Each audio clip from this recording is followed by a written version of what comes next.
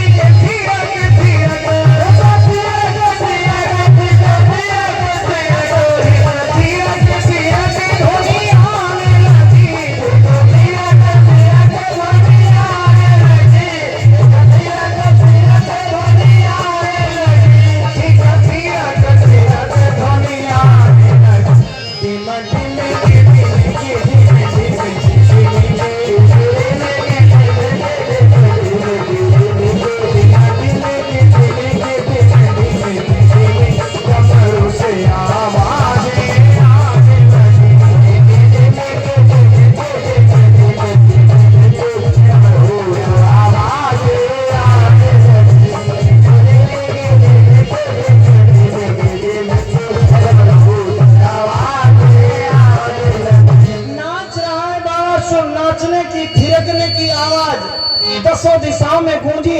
जब दसों दिशाओं में आवाज गूंजने लगी तो देवता आश्चर्यचकित हो, ये आवाज कहां से आ रही है? सूर्य सुर चराचर चौंक उठे, मानो ऐसा ऐलान हुआ, मानो ऐसा ऐलान हुआ, मानो ऐसा ऐलान हुआ। हमारा सुर के पीछे से क्यों परम दूरी वाला हुआ, हमारा सुर के पीछे से परम दूरी वाला हुआ, हमारा सुर के पीछे से परम दूरी वाला हुआ। ने इतना घनघोर नृत्य किया, नाच को देख करके देवी देवता सब मोहित हो रहे। भगवान शिव दौड़े दौड़े चले आए। भगवान शिव आए, सामने खड़े बाणासुर के, लेकिन बाणासुर आंख नहीं खोला। क्यों नहीं खोला? जिस मूर्ति को वो हृदय में धारण किए हुए था, आज भोले बाबा उसी मूर्ति में खड़े हैं, उसी मूर्ति में खड़े हैं।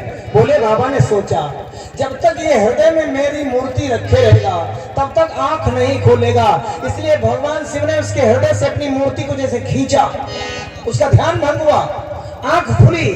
आंख खोल कर भक्त ने जहां उठाया माथ, देखा अपने सामने भूतनाथ। आंख उठा करके जैसे देखा, बाणासुर जो तेरी इच्छा मांग ले, लेकिन समस्या आज एक और है। भोले बाबा आज अकेले आए हैं बाणासुर को वरदान देने के लिए। क्यों? जब कोई धोखा खा जाता है तो कदम को फूंक फूंक करके रखता है। 50 मुद्राएं छत्रपाल भैया दयालपुर से भगवान के चरणों में समर्पित हैं। और आज भोले बाबा बाणासुर के पास अकेले हैं। क्यों? इससे पहले भस्मासुर को एक वरदान दे चुके हैं। भस्मासुर को वरदान क्या दे दिया? आफत पैदा कर लिया। इतना घनघोर तपस्या की उस भस्मासुर ने, भोले बाबा खुश हो गए। खुश होकर के भस्मासुर ने ऐसा वरदान मांगा, भोले बाबा खुद तबाह हो गए। भोले बाबा से ऐसा वरदान मांगा, वरदान को जैसे पाया भोले बाबा पर प्रयोग कर दिया। सुनिए सुना रहा हूँ एक दास्तान को, सुनिए सुना रहा हूँ एक दास्तान को, सुनिए सुना रहा हूँ एक दास्तान को, सुनिए सुना रहा हूँ एक दास्तान को, सुनिए सुना रहा हूँ एक दास्तान को। भस्मासुर का सोदान का जहाज है, भस्मासुर का सोदान का जहाज है, भस्मासुर का सोदान का जहाज है।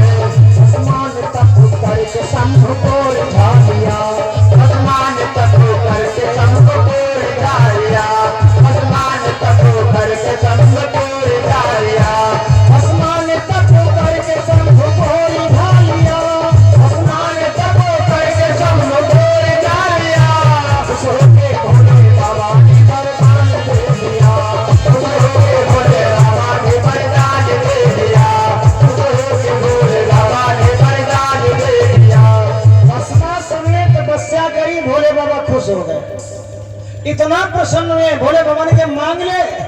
भस्मासुर ने कहा हमको अमर कर दीजिए। बोले ये नहीं होगा, ये मृत्यु लोक है। आया है सो जाएगा राजा रंग फकीर, कोई सिंहासन चढ़ चला, कोई मांगे जात। आया है सो जाएगा, ये मृत्यु लोक है, मरना पड़ेगा, इसलिए अमर नहीं हो सकते हो, और कुछ मांग ले। तो भस्मासुर ने पता नहीं क्यों क्या सोचा, सोच करके क्या महाराज देखिए खोपड़ी पर हाथ धर दे तो भस्म हो जाए। भोले बाबा ने कहा ले जा, ले जा। जैसे कहा ये वरदान लेकर के जा, भस्मासुर के अंदर पाप आ गया, पाप आ गया, व्यभिचार उत्पन्न हो गया उसके अंदर। देखा भोले बाबा के साथ पार्वती जी बहुत सुंदर है, और भोले बाबा का डर है मारे पार्वती जाए हम लाए। सोचा कि पहले सबको ही भस्म करूंगा, सोचा कि पहले सबको ही भस्म करूंगा, सोचा कि पहले सबको ही भस्म करूंगा, सोचा कि पहले सबको ही भस्म करूंगा, सोचा कि पहले सबको ही भस्म करूंगा। ये मार्ग के संकट है इन्हें नष्ट करूंगा, ये मार्ग के संकट है इन्हें नष्ट करूंगा, ये मार्ग के संकट है इन्हें नष्ट करूंगा।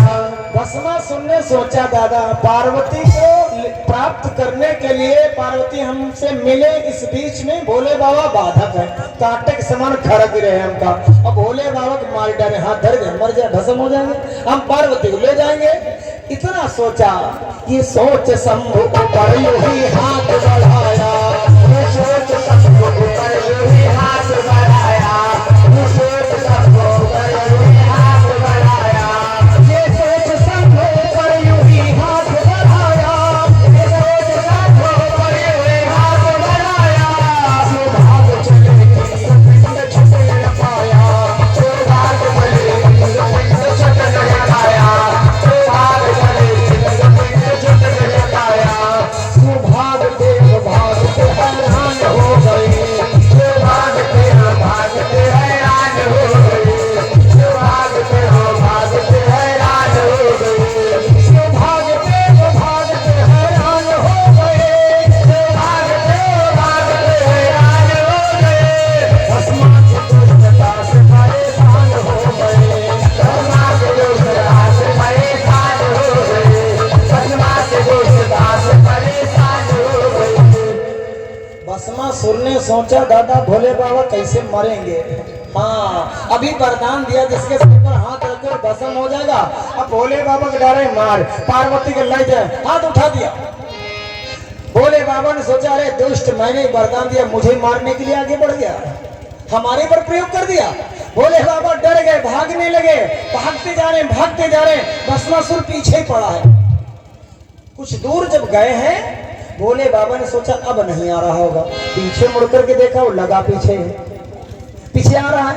भोले बाबा ने सोचा अब कौन संकट काटेगा इस समय, अब ये संकट कैसे कटेगा। हाँ एक देवता है जो भोले बाबा का संकट काट सकता है, एक देवता कौन, कन्हैया है। कन्हैया को याद किया, कन्हैया ने भी पहले ही भोले बाबा को याद किया था। दोपहर में कथा सुन चुके, जब कन्हैया छोटे थे पूतना मारने के लिए आई थी, पूतना अपने स्तनों में जहर लगा करके आई थी, और जिससे कन्हैया को गोद में लिया, उड़ाया आंचल से।